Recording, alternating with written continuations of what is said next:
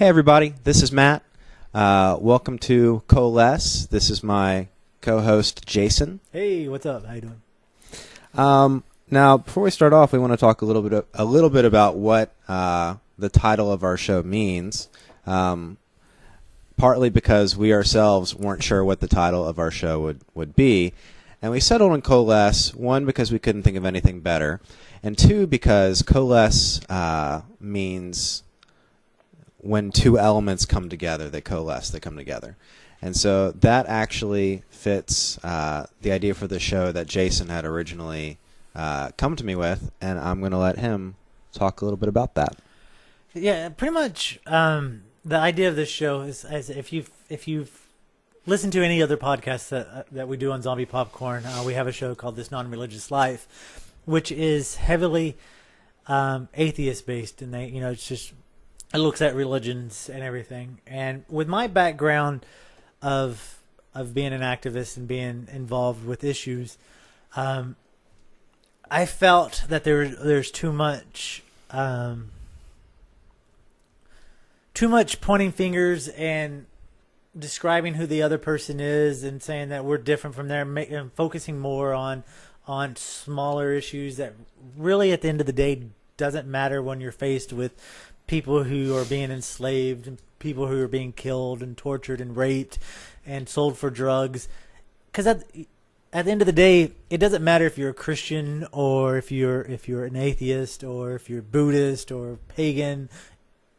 Because at the end of the day, if we value ourselves, if we value what we believe in, if we value our life, at the end of the day, what really should matter when we put our head on that pillow is what have we done to make the world a better place? What have we done to help our fellow brother? I mean, I don't think anybody that I know or anybody out in the world would ever walk up onto a car accident where somebody's laying unconscious, bleeding on the sidewalk, and go up to them and see that they have a cross necklace on, or that they have some kind of "what would Jesus do" bracelet on, and or a shirt that said "I like Dawkins." Yeah. Or anything like that, and then say, oh, well, I'm not going to save that person, or I'm not going to help that person, I'm not going to assist that person, because I don't believe with their ideology of the world.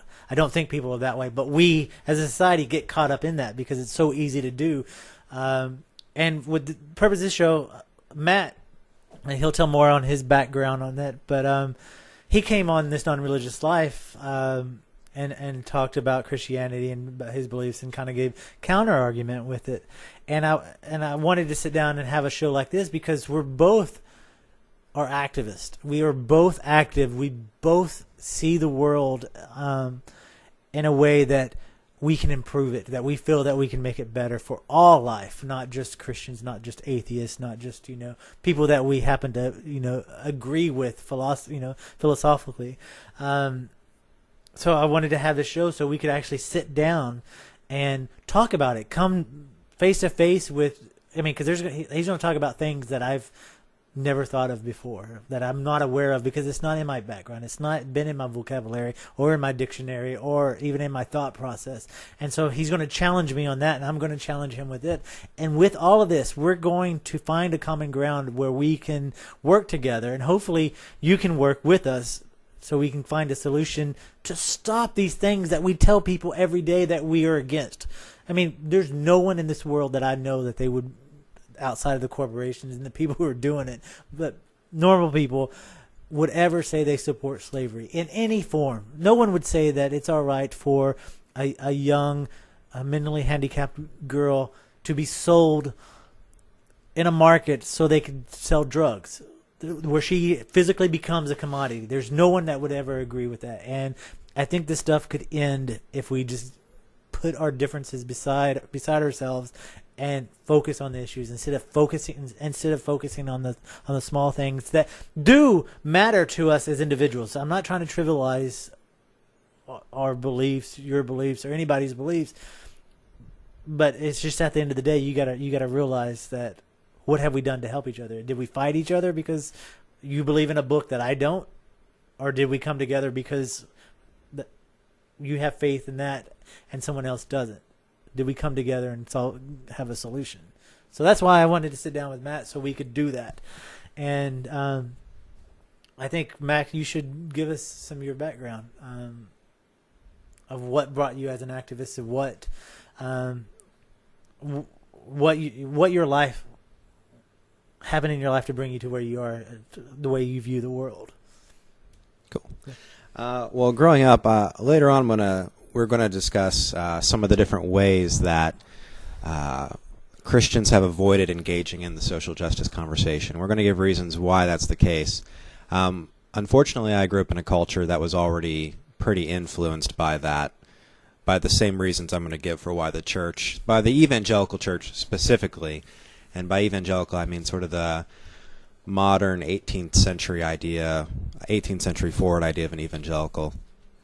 How the modern evangelical has moved away from social justice, the reasons why. But I grew up in the environment that was defined by the reasons why they moved away from that. And so for me, I was always raised my Christian walk. It wasn't that we didn't help the poor, disenfranchised, but there was no goal for systemic change in terms of how we can change the world.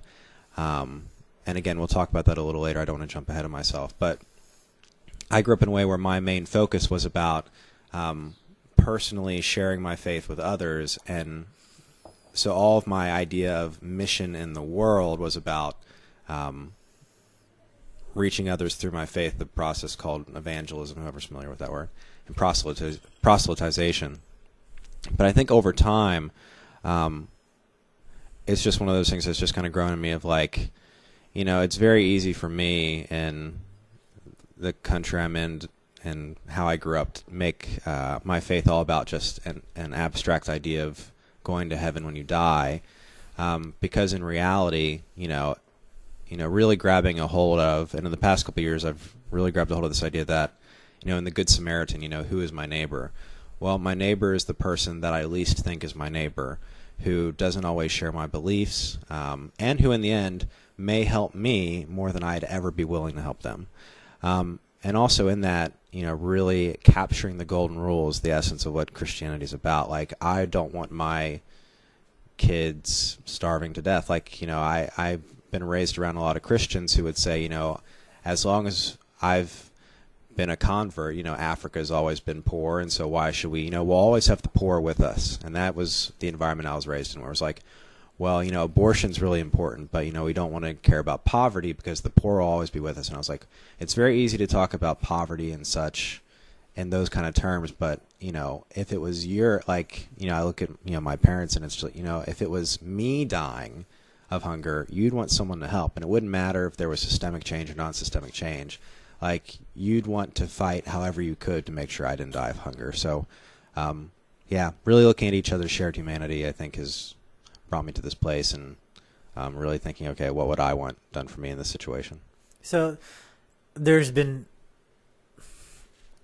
you feel that there's a disconnect between the biblical teachings, because I mean, I've heard the same thing that you said. I grew up in Texas, as most people know, and I grew up in a heavy Christian dominated town. You know, it was a dry town, no pornography, nothing. You know, it was church on every corner, and people have always told me that. People, when I work with groups like Food Not Bombs, which is a group that refuses to pay permits and pay the government to get permits to feed. When you're hungry, food should be free, and when we would do that, people were, you know, I would always have people come up and it's like, why are you wasting your time doing this? You know, the poor will always be with us, and I guess until now I've never really given that thought of that phrase, but that when asked about it, it says, I mean, I don't know if it says it in the Bible or not, if what they're referring to. It does say that, but as with most things, there's a context, and people are seeing what they want to see. I guess it'd be good right now. What is the context of that? Let's kind of tear that down. Well, it's funny because there's an Old Testament reference to that idea of the poor being with us, but it's done in this way where Jesus is probably quoting the first half of it, because it comes from Jesus, and what he's talking about is the woman who comes in and breaks the expensive ointment on his feet, the oil that was worth like a year's salary, and she cleans his feet with her hair, and one of his disciples goes, this money could have been used to help the poor. And Jesus looked at him and says, pretty much this idea of, the poor you'll always have, but I'm not going to be here for long. So I don't think he was making an ontological statement about the nature of the world, like the poor will always be here. It's just a fact of life, man. Gravity, what goes up must come down. And, oh, by the way, there will be poor people. I think when we kind of get behind the heart of what Jesus is saying, there, and, a scriptural redactor might say, did that passage actually happen? Well, regardless of that, the theological point of it even is not to say, well, who cares about the poor? The point is to say, Jesus is saying, I'm important, and look, I'm here, and I'm not going to be here soon. And, there's the whole being prepared for his death. Now, the Old Testament passage itself has a second part to that verse, and it's the poor you will always have, and you can help them whenever you wish. So there's this idea of, no, there's still this call to help. So it's not meant as this ontological statement so much as getting at the heart of something else that's being addressed in the passage. And the reason I asked you to expand on that is because we need to understand where we both come from, of why we do the things and why we don't do the things, for us to find that common ground so we can overcome bigger issues. Because there are people who are not believers that are not compelled to help because of whatever reason behind them. If I could throw out one more thought too, just in terms of going back to the church, unfortunately, because of that mentality about the poor, the church has become very insular, and so they're very, like I said, they're very focused on the idea of personal salvation, but there's this lack of focus on social reform, which we'll talk about later. But that's one of the issues that the more I grew up, the more I was like, we need to get whatever we're doing outside of the four walls of the church and actually do something that's tangible. Yeah. So I guess we can talk about what you kind of hinted towards, going into the social concern and the evangelical. Well, I don't want to leave out your story. So in the end, what does your atheism somehow motivate you towards, or would it be more right to say that you're a humanist, and so your humanism, your care for humanity, is what sparks your activism? Yeah, I would say that, but I don't know if I would ever label myself as a humanist or even an atheist, or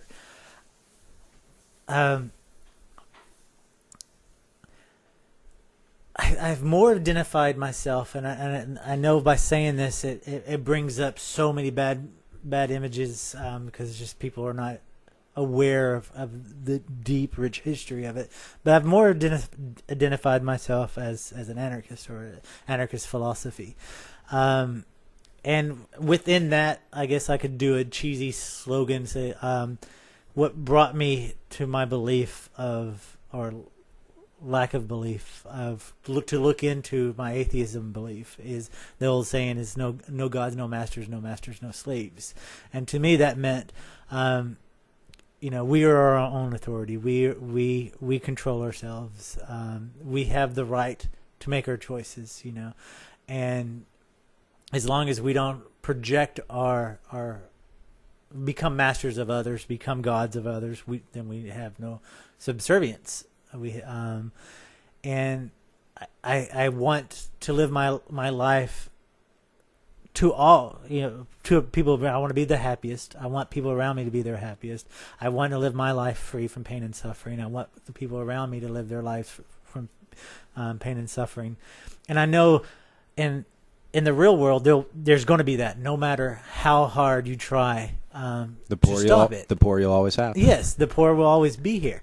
And with those sayings, so they will always be here, but there's no reason why we cannot try to achieve, I guess that phrase, heaven on earth. There's no reason why we can't reach that paradise, that utopia.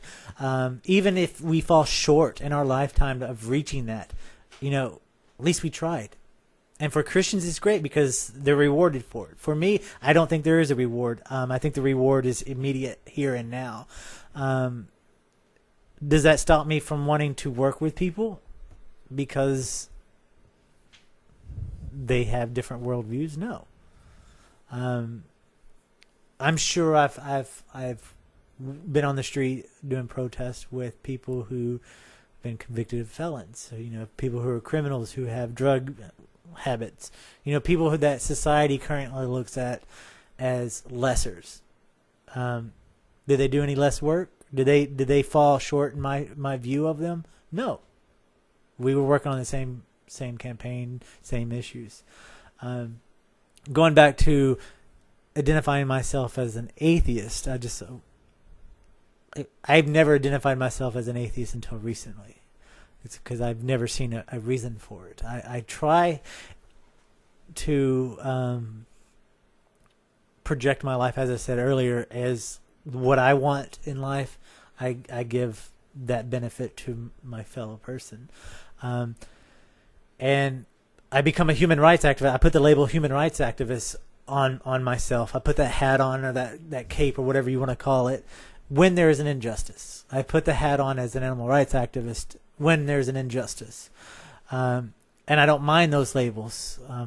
I put the hat and the cape on, or whatever, as an anarchist when there's an injustice with the system, or when there's injustice with the law, or whatever it may be.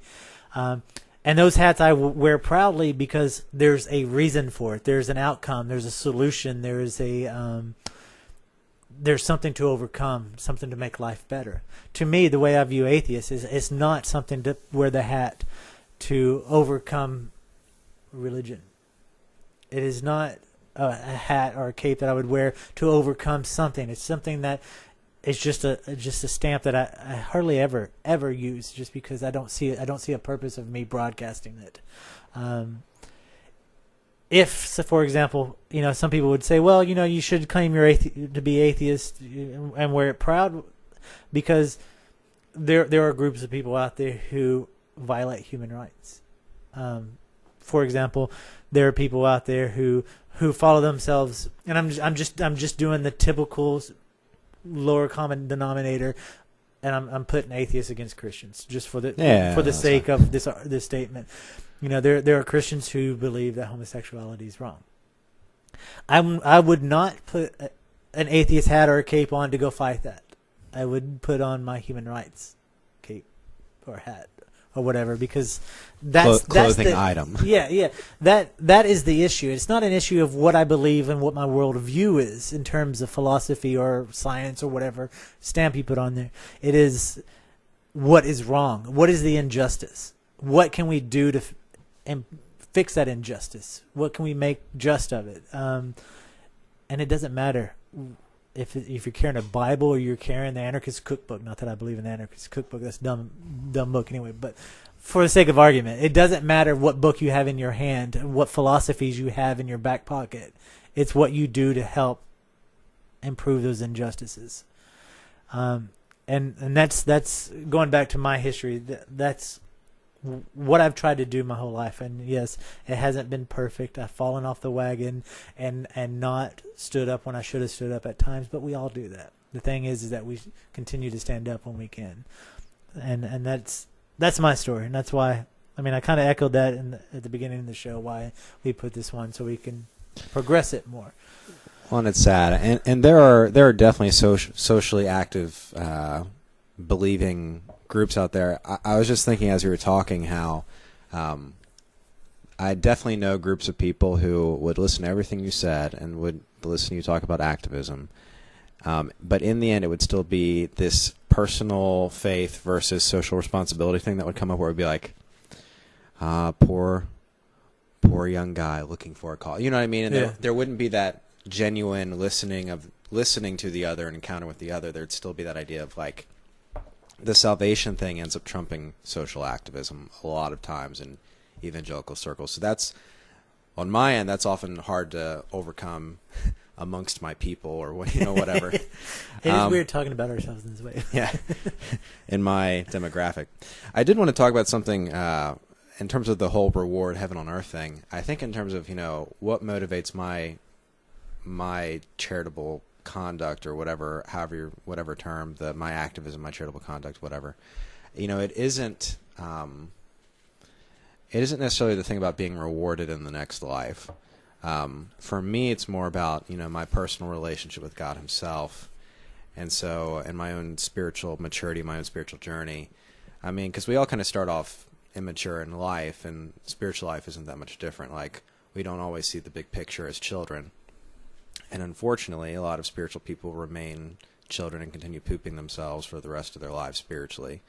But I think as you grow and mature, you end up, the goal is God himself. It's not for a reward. It's not for a crown. In the end, those things are all pointing to the pleasures of having God himself. And so for me, the more I encounter God himself, the more I ask him to fill me with his love. And so I see myself as his, and as God's agent on earth. Now, the way that ends up working out is, for me, that's nonviolent. That's, and this growing pacifism I find myself in, that's nonviolent. That's charitable, that's trying to turn the other cheek, learning to turn the other cheek, being gentle, being joyful, being loving my neighbor. And that's because my goal is oneness with God and union with God. And so out of that, because I think that helps me become who I am. Like, if it wasn't for my faith, I probably wouldn't be as focused on activism or anything. I think for me personally, my faith is such a part of who I am that I would be a far less of a human being than I am, which some could call it a crutch or whatever. But just as far as the whole reward aspect goes, that's not. I know it is for some people, but in the end, like I said, the maturity factor.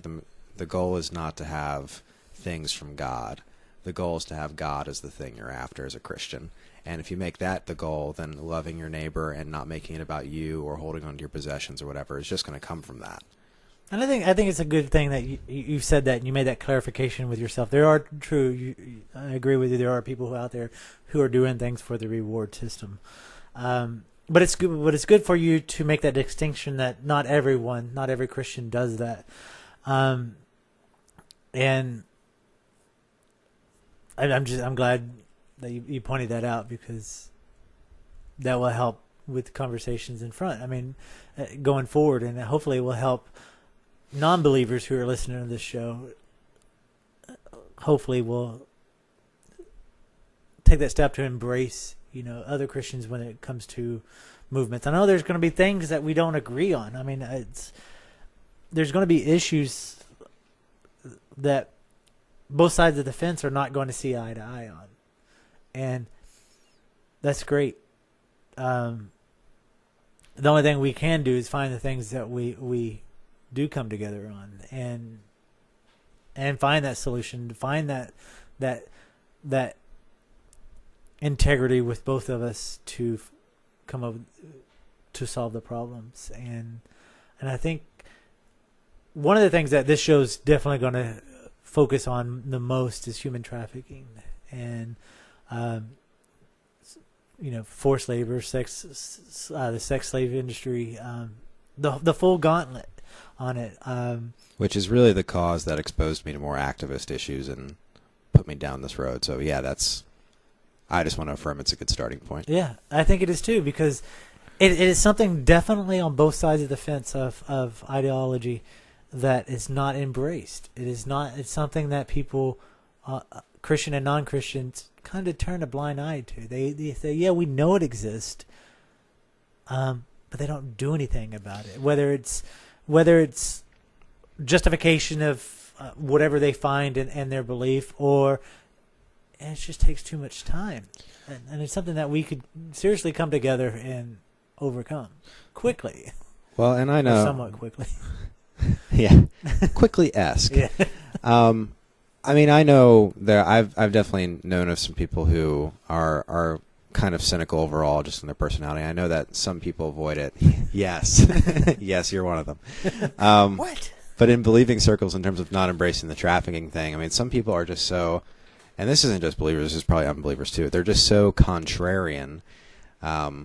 and they're just so contrary to. They don't want to do the trafficking thing because it's just become a popular in thing to do. And I might actually address that in one of the comments later in terms of how I, as a Christian with a certain theological construct, understand that. But just because it's popular doesn't take away the justice of the cause. It doesn't make their suffering any less. Yes, exactly. Like you're not helping. It's just an easy excuse. I mean, we see it time and time again. I mean, I've said this on This Non-Religious Life. I've told this story before, but there's a place that I know about that. Since we're going to talk about slavery, one of the issues is the cacao industry, and we've talked about it on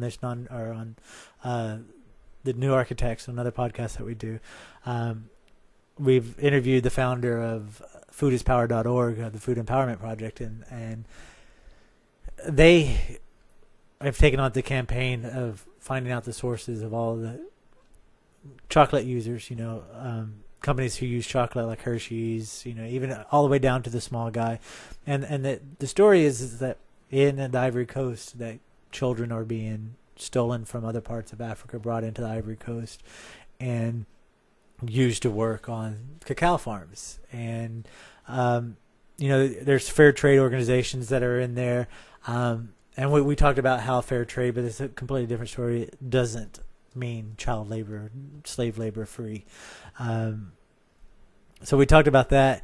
And when you bring it up here in the people of the United States, when you bring up that issue and say, look, in your store right now, you're an independent mom and pop store. In your store right now, you have slave labor. You have guaranteed slave labor chocolate in there. Here's a list of non-slave labor chocolate.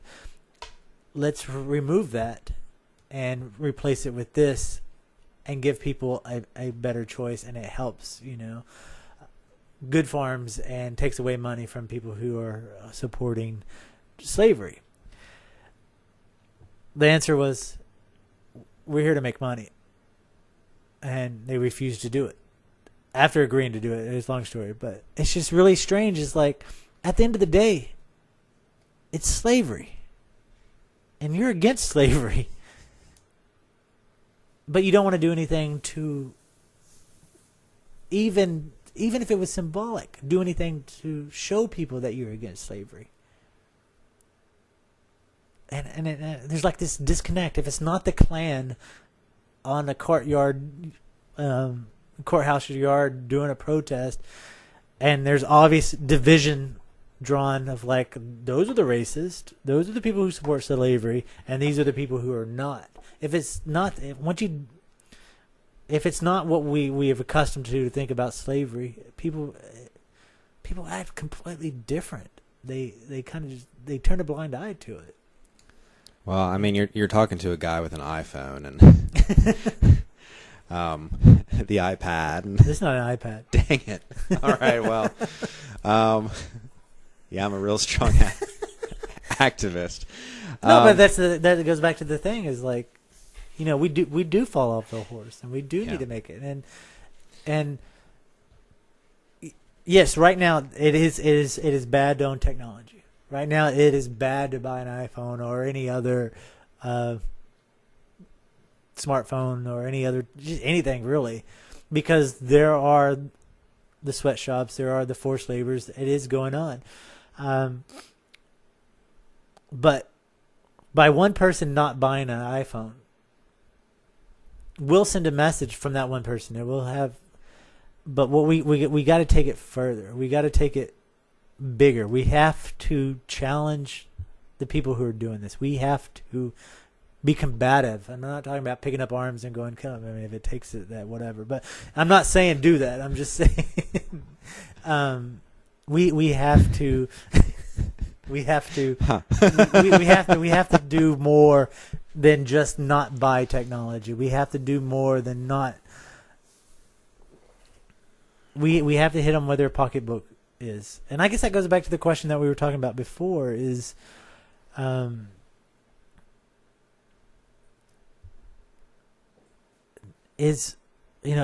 boycotts are great. Boycotts work. But it has to be organized. It has to be a bigger collective of it instead of just one or two people not doing it because. Well, and at some point you need the law component coming in. I mean, you have And if when we get to it, the whole like William Wilberforce in England, who was responsible in part for ending the English slave trade. His big thing was they planned boycotts. They wouldn't, you had people not putting, their whole thing was like boycotting, I guess it was sugar. And so they would boycott sugar, boycott maybe even tea, maybe not tea, but they had all these boycotts in England, and it was affecting the industry itself. And then, of course, there was the move to get laws passed in Parliament. And eventually they were able to abolish the English slave trade. He actually talks about some of this in a book called Real Christianity, which was, again, like, okay, you have this private belief. How do you really make this public if you're going to say you're really about this thing? It's on my short list of activist books within the larger list of philosophical books. But anyway, so you're right. There's that element of, like, it's not just the activism not buying a phone. It's also, like, you need to address the issue at the level of government as well. Well, I mean... And that's another problem, is because, I mean, going back to the cacao industry, the government teamed up with Hershey's and Nestle, two senators teamed up with the big chocolate makers to come up with a plan to eradicate slavery in the Ivory Coast by, I forget what year. They said they were going to do it in 10 years. I think it was 2001 is when they drafted this, if I remember correctly. And they said in 10 years we're going to eradicate slavery. And that pretty much killed the anti-slavery movement here, at least here in America, because it gave people false hopes. They're like, oh, look, the government's coming together. They're cracking down on it. They're going to hit them economically. They're going to go in there and put, sanctions on them. They're going to push them out. What it turned out to be, that group with the senators, it was just so they could create a stamp to put on their products to say that it was okay. Not one bill, not one legislative article, anything has been created. Not one step, money, donation, anything has come from that group to even put a dent in the slave industry in Ivory Coast. It was again for money, public relations. And because that happened, there were groups that kind of backed off of it because they're like, look, we were making progress. And for that 10 years, the Ivory Coast pretty much had free range, and nobody was doing anything about it. And that's why it still exists. So yes, and again, I'm not saying it's bad. It's we have to be smart about it. We can't just expect the government to make the laws just because we petition them to make the laws. Well, we can't outsource either, and that's the big thing. It's like these things are partnerships. They aren't, okay, we'll cover it until you have it, and then, go you. Like, it can't be like that. It needs to be a matter of partnership, continuing pressure. Like, you can't, you can't outsource. Yeah. Like, it needs to be a multi-pronged attack. It can't just be okay, we'll go at it from the front line until you get there, but once you're there, we can go back and, hold down the fort and regroup. It was a mixture of both parties being, one party being more naive than the other. But it's just like when you're on the front ground, on the front lines fighting this issue, and you see the biggest cacao buyers, Hershey's, Mars, Nestle, you see the biggest companies, the ones who are bringing 99% of the chocolate out of there, say that they're going to do a 10-year plan to eradicate it. You want to take them for their, word. And I mean, I don't exactly know where it fell apart. I mean, I know where it fell apart on the side of Nestle. That was their plan all along, but I don't know where it fell apart on our side, like on the activist side, the grassroots side.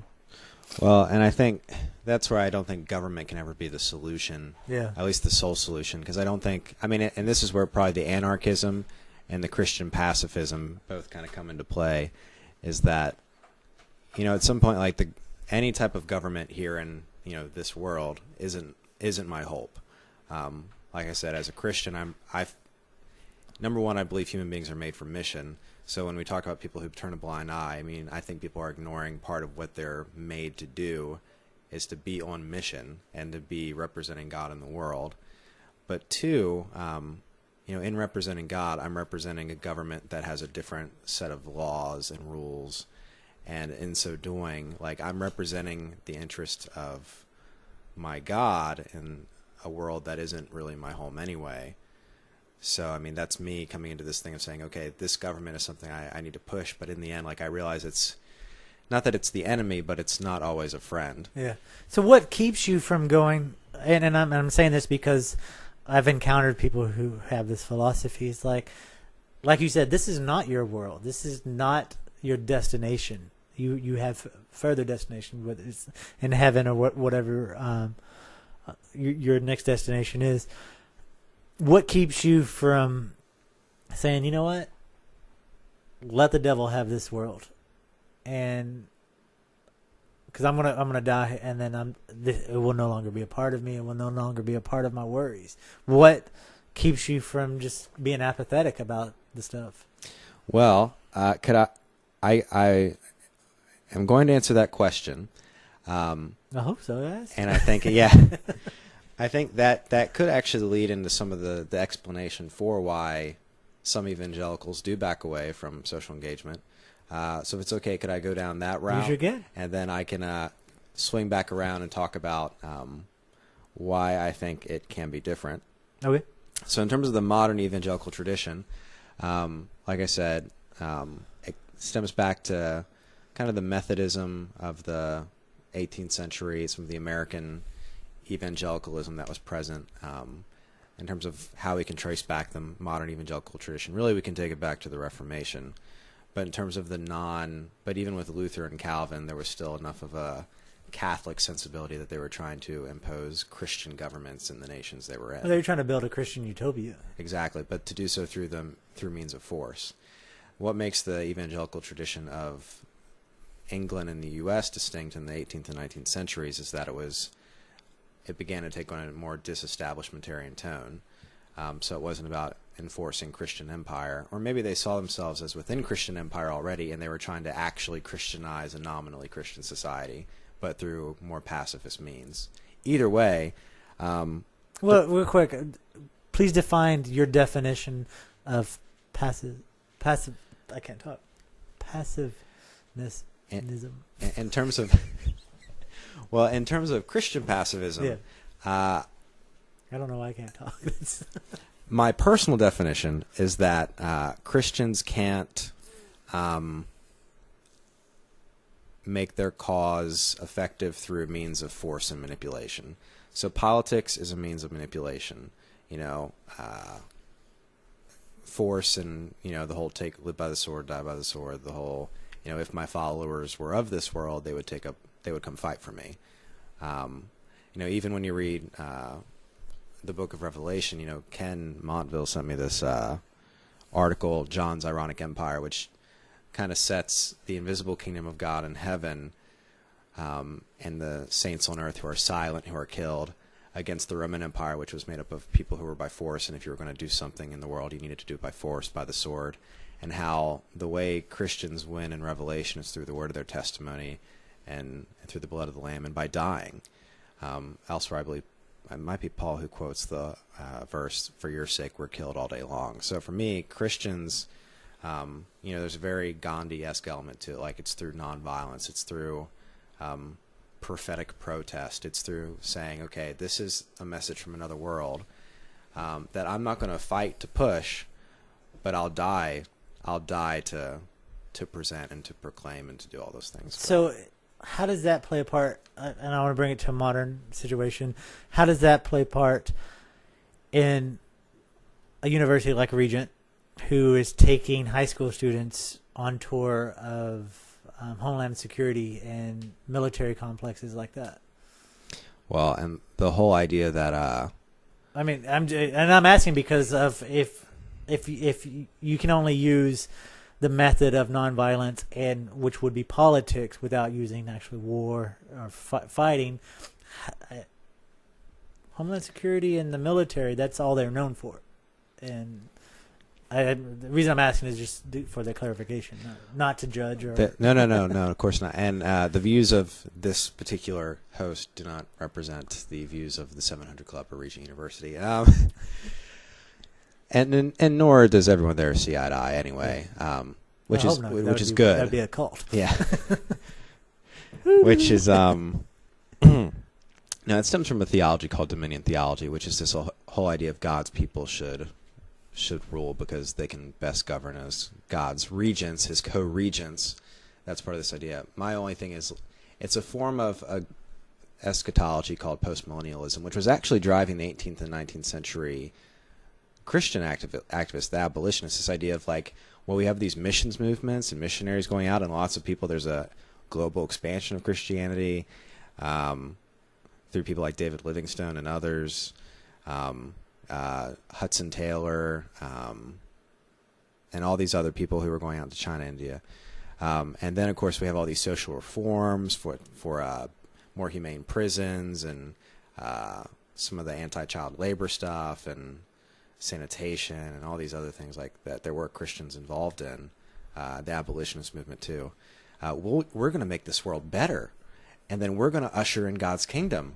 And so that's why it's called postmillennialism. Like, Christ will come after the millennium. Like, we can set up the millennium and we can fix the world, and then Jesus will come back and he'll be like, we did it. Which was driving a lot of the activism of the 18th and 19th centuries. Now, the problem is once you get into the Civil War era, and Donald Dayton talks about this in his Evangelical Heritage book, as well as Theological Roots of Pentecostalism. You know, after the Civil War, you have this move away from social responsibility because of disillusionment, the sort of breaking, there's a growth of immigration, there's a growth of different worldviews. The evangelical consensus in the U.S. starts to splinter after that, especially because there were divisions within the American Christian community over slavery. So you had that happen, that fracturing. The Charles Finney abolitionist types who would have people come to the altar and sign petitions against slavery, them versus the Southern Christians who justified slavery. So you have that break. So you break the consensus after the Civil War. You see a growth of pluralism in the country at the time, more immigrants who were Jewish and from other ethnicities, worldviews. A loss of optimism and the view that society's way more evil than we thought, so we won't make it better. And then once you get into the early 20th century, you end up having, World War I, which really breaks that, that idea of the myth of progress, and you start to usher in the postmodern era, the seeds of it at least, where it's like, we're not going to make the world better, and everyone's disagreeing, and who can really, you know what I mean? And so for the fundamentalist Christians, there's a move towards, and for the fundamentalist Pentecostals, you see a growth of apocalyptic groups. You see a move away from optimism to pessimism of, well, let's just get as many people saved as we can because then Jesus will come back and we can get out of here. So you see the lack of trying to redeem the world at that point. So dominion theology is part of a reaction to that. It's kind of an extreme end away from that escapism, though it sometimes ties into that escapism too. So that's part of that. And then the other thing too that caused evangelicals to back away was, this reaction to Darwinism and some modern science, modern scientific theories that with the growing sense of apocalyptic, doom and moving away from a positive view of culture also caused them to retract and hide in their fundamentalist bubble to solidify their fundamentalist core beliefs at the expense of social responsibility. So it became all about the personal dogma of salvation as opposed to social responsibility.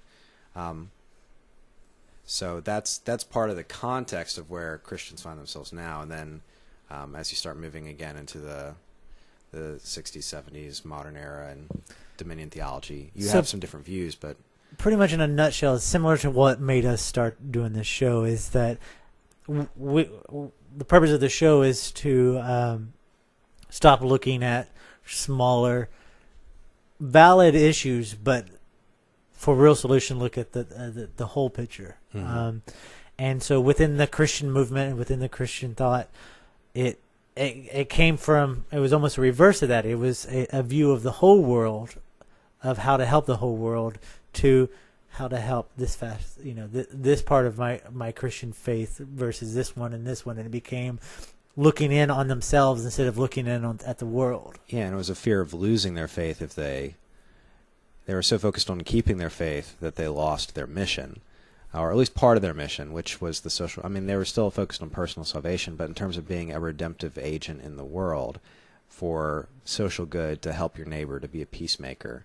I mean, being a peacemaker, growing up, like whenever you read that beatitude, it was like, well, what about people who are trying to help with Ireland and help with the Israeli-Palestinian thing? I mean, that's a whole other topic of like why people might be causing a self-fulfilling prophecy by not wanting peace, because that means Antichrist is here.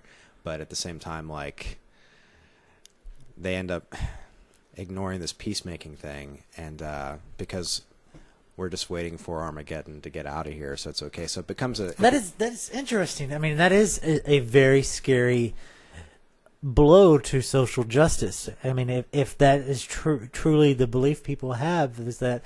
Not everyone. Oh, no. And when I say a belief that they have, I mean, I'm taking very broad strokes with that. Yeah. But it's fascinating. I mean, because I know on the atheist side, people don't want to work with Christians. Well, because as Bob says on This Non-Religious Life, they're soul harvesting. You know, they're it's like you feed the homeless, but you can only have this food if you come listen to my sermon type thing. And that's wrong. That's coercion. That's manipulation. Yeah. That's not giving to all who ask and giving to someone to borrow, but treating it like a gift in case you don't get anything back. Like we give to get nothing back. That's the goal. That's the true sense of giving, no matter what you believe. Exactly. Which, I mean, and that should be the Christian sense of giving as well. Like, well, that's the thing. I think that's an interesting point that you brought about the Antichrist in the end times. Is like Christians do want that to happen. Christians do want the end of the world to happen because their Savior returns. They're,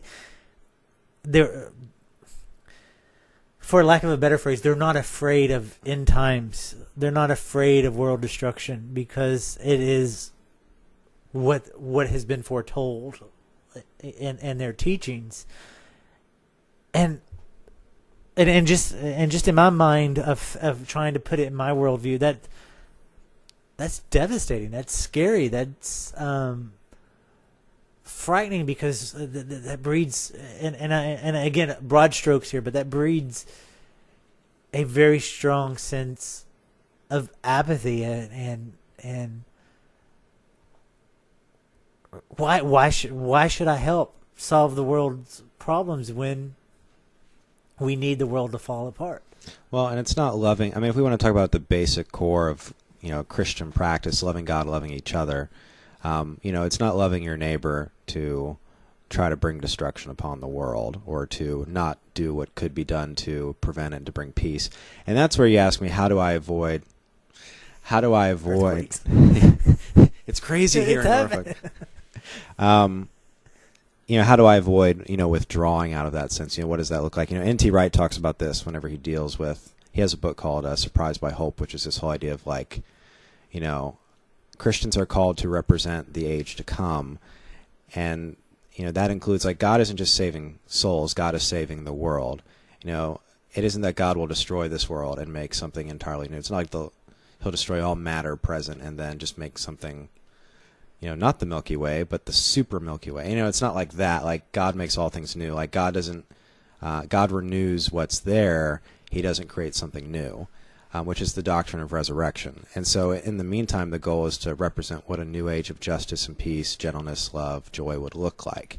So that's the Christian call to the world. What does generosity look like in its purest form?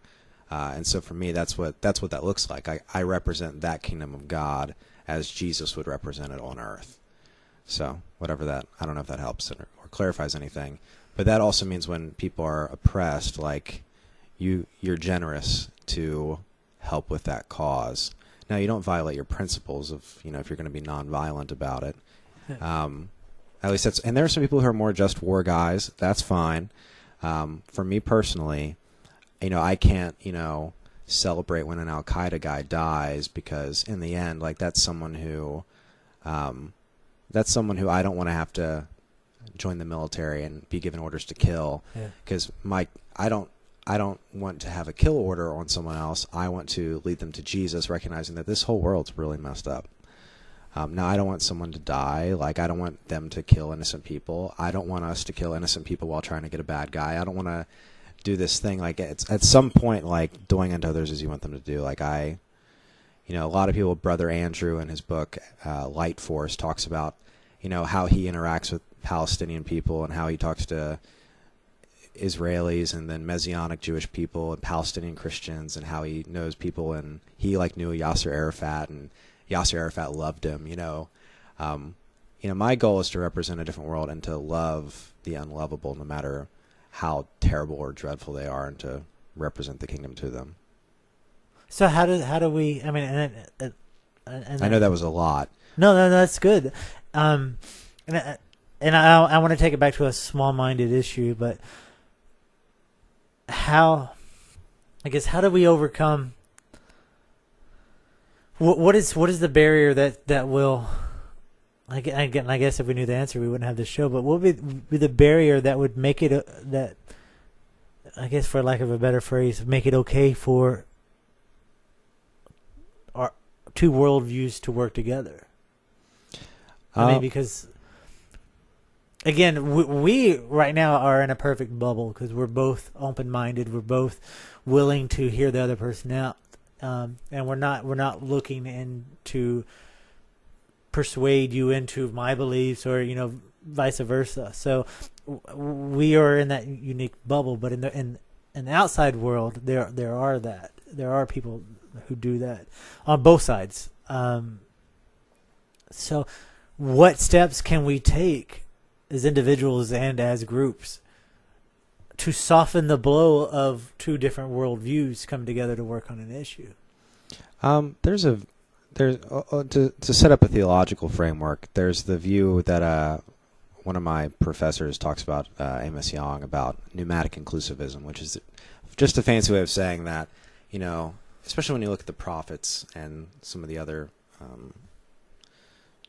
parts of Christian scripture, there's a lot about the Spirit wanting justice on the earth. Isaiah 61, the Spirit of the Sovereign Lord is upon me because he has anointed me to preach good news to the poor, to heal the brokenhearted, to set captives free, and so forth.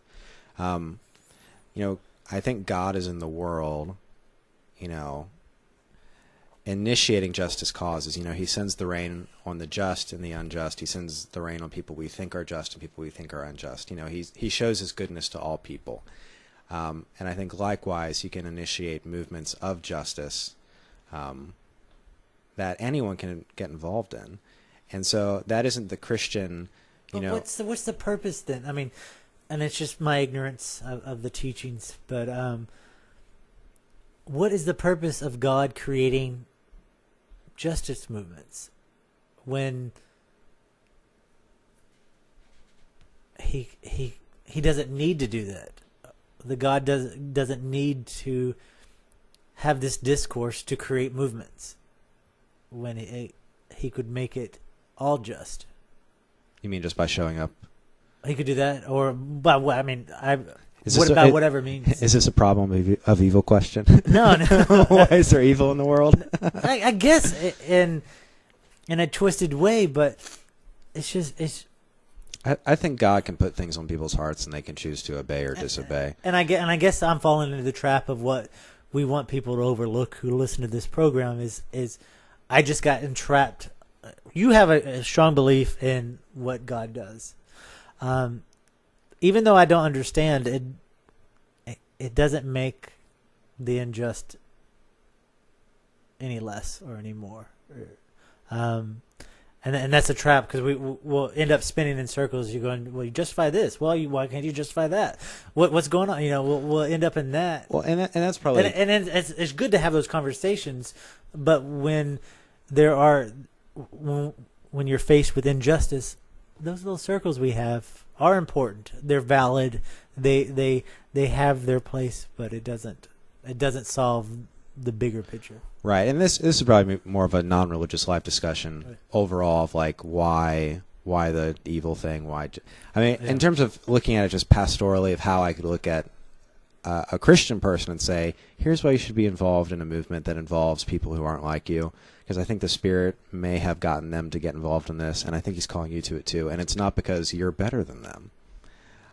You have a lot to learn, And that's basically the summation of what that view would say, is that, you know, God is the one who calls us all to justice.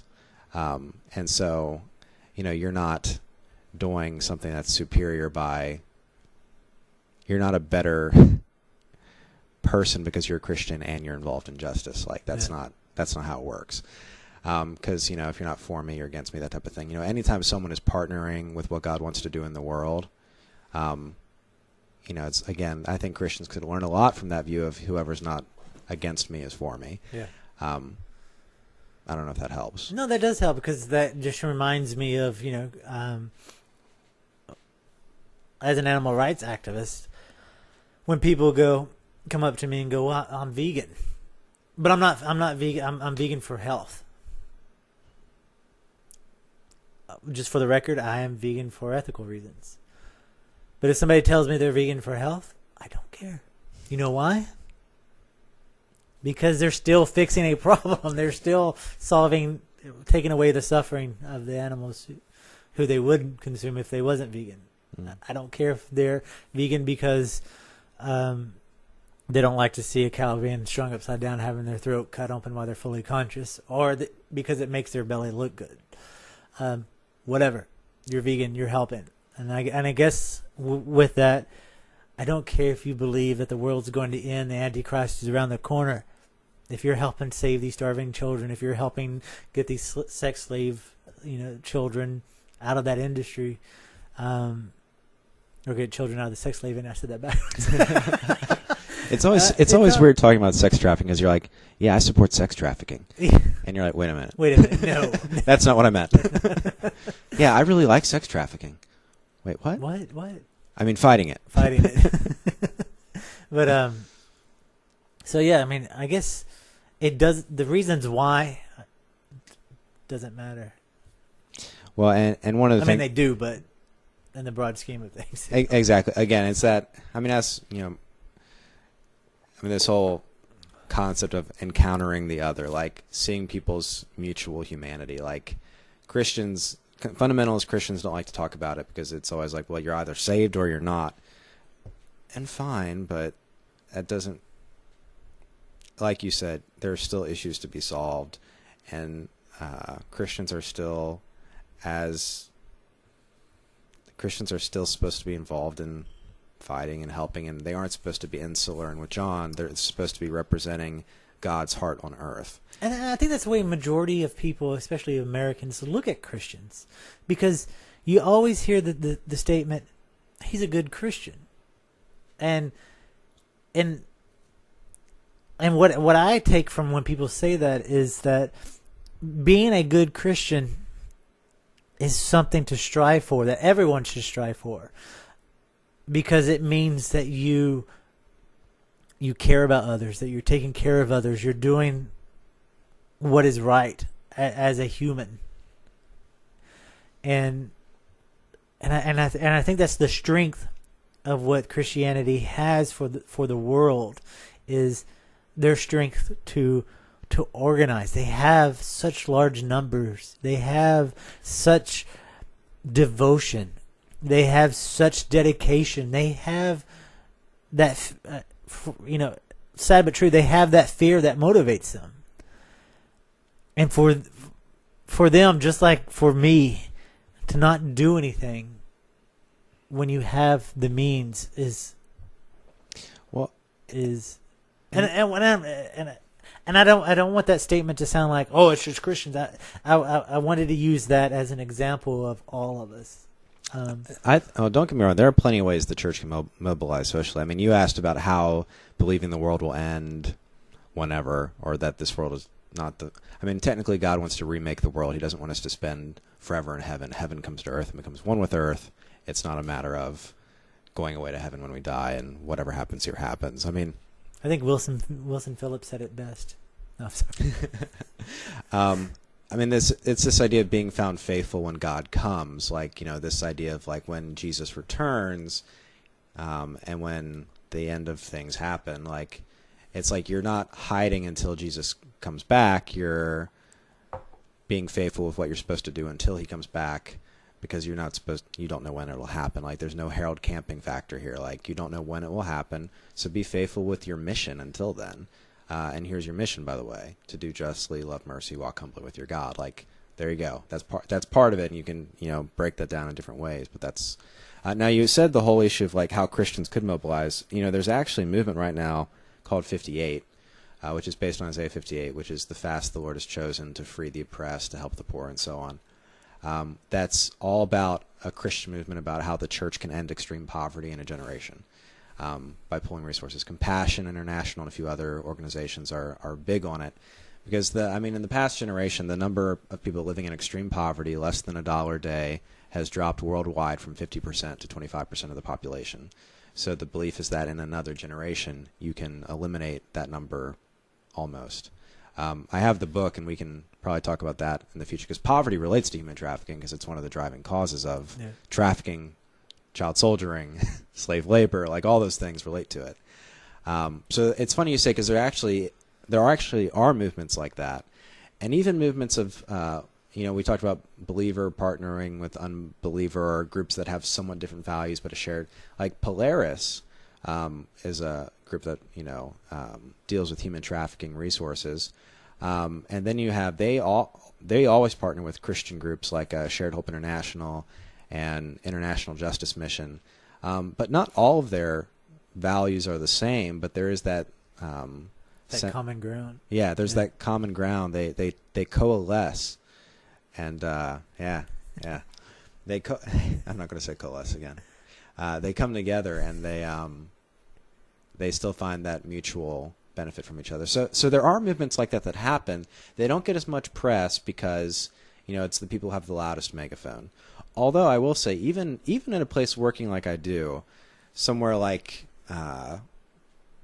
even a group like CBN, like Operation Blessing, is was at one time one of the top 5 Forbes charities in I forget which year, but even a group like that was like one of the first groups in New Orleans, and all these other places. Like, even, and this is one of the things that's kind of made me more compassionate even towards people I considered more Christian fundamentalists, was I read, and one of the reasons I almost didn't come to Regent was because I was afraid of that factor.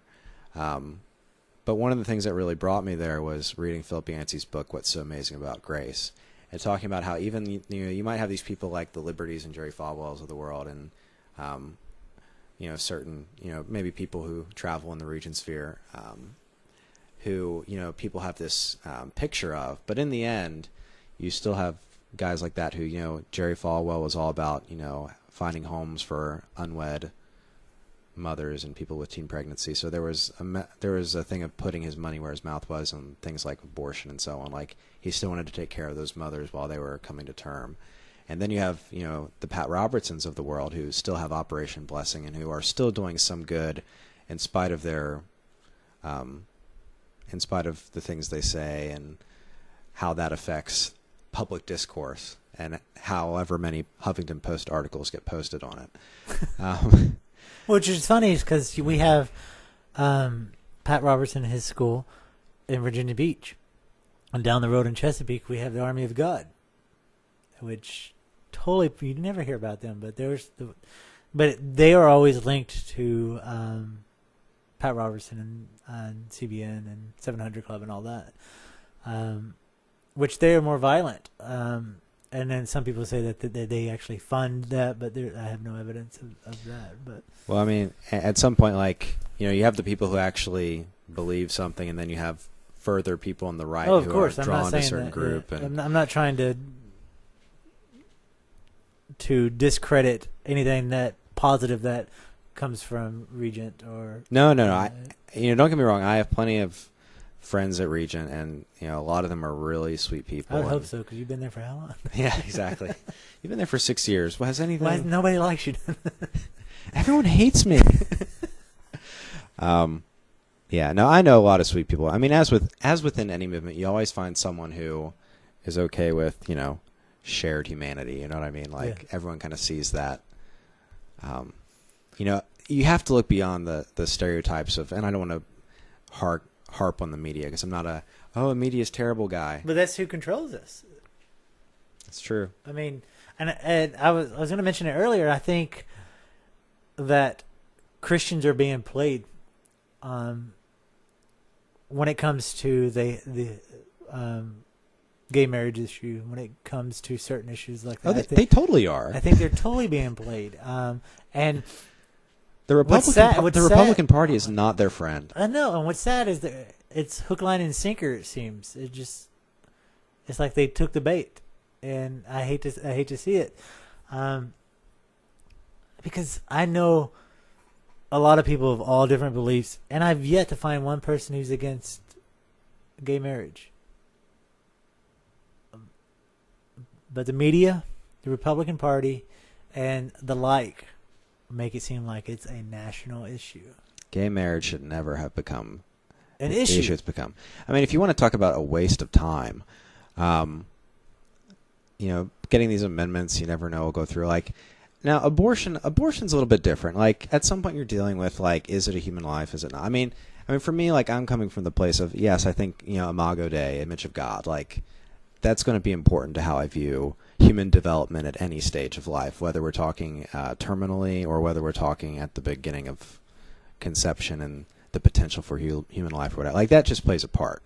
Now, for me, if we're going to talk about the issue of whether life is being taken or whether, like, that debate, that issue, like, that almost seems like at that point, it's potential oppression. If you're coming from the pro-life stance, it's potential oppression. And I understand the pro-choice view of the sovereignty of a woman's body, and I get that, the whole issue of how can a man tell me because they don't know. I get that. I don't think, for me, that trumps the issue of whether or not the image of God is there. You know what I mean? Like, that doesn't trump that for me. But that just seems like much more. If you're going to choose one of the two big social conservative issues, then it seems like that's the one you go after versus gay marriage, which is much more, like I said, a waste of time. It's not even it's okay. And a distraction. Even if you believe it is definitely a huge distraction. But even if you believe it says in the Bible that it's wrong for man to lay with a man, a woman, whatever. Marriage in the United States has nothing to do with religion. You can choose to have it be religion, and that's why I think it's so pointless. It's an issue between partner and state, not partner and church. And that's only an option, is to make it part of church, to make it religious, to make it non-religious, make it whatever, because you don't even have to have a ceremony. You just go in and sign a paper. It's between you and the state. Well, and truth be told, I mean, again, the whole gay marriage issue and how the evangelical community has handled it. Number one, they've handled it poorly. Number two, it's like you said, it's a distraction, and it's keeping people from focusing on real issues. And it's harming lives while doing it. And it's also putting off what's going to be inevitable anyway. Yeah, it's going to happen. Scientifically, I mean, that might be a stretch of that word. That's not a Christian word. No, I'm just kidding. Well, I mean, just statistically, I think Business Insider had a thing on it. Like, it was like why gay marriage is going to happen, and it showed like the disapproval and approval kind of like it showed like this, like it is going to happen. And honestly, like, yeah, I just, when you're trying to impose a Christian nation idea on what I don't see as a Christian nation, I don't even think the idea of a Christian nation is founded in the New Testament, so I don't even see it as, it's a non-issue for me. I have to agree. But the abortion, I don't know. That's another issue. It's like, I don't know. I mean, we do want to focus on human trafficking. I know. That's why we could jump into the. We could jump in. That's why I was biting my tongue on continuing with that. And again, this is the perfect example of how we're doing it, and we're trying not to do it. How we fall into the loop of picking and poking and just. Let's head somewhere on a cause. Okay. What about this? Oh, God. Okay, yeah. Oh, God. We're totally ADD when it comes to, and our worldviews. Sure, we may not agree. Abortion's a great. I mean, I'm not saying we do agree or don't agree, but I'm just saying, as a nation, it seems there's agree and disagree, and there's going to be a time when those butt heads, and there's going to have to be a decision made somewhere. I mean, right now the nation's ignoring it. Legally, we're ignoring it. There are some states that allow it, but nationally, it's ignored. It becomes pockets of fundraising for both sides, pocket of controversy on both sides. And the time being, while that fire's peering, we need to work on bigger issues. Yeah. I mean, philosophical issues like whether it's murder, whether it's not, when it comes to, is important. It's valid. It is there. It shouldn't be taken lightly. But there are varying degrees of suffering that is going on. And I think if you were to present, every evangelical, let's just say in the U.S., with the option, okay, gay marriage in every state, but the ending of all sexual exploitation so women never get raped again, whatever. Let's say like those were the choices. Just like we can end sex trade poverty. industry in the United States. Or let's keep it there. So end the sex trade industry in the United States, or along with gay marriage in every state, or the status quo now, whatever. And I don't know anybody who. Like for me, it's like you take the deal. Yeah. Gay marriage in every state and end sexual exploitation. Like that's a no-brainer. Like that's the deal you take. Like the value system is like, no, I wouldn't want my wife, girlfriend, daughter, friend, cousin raped.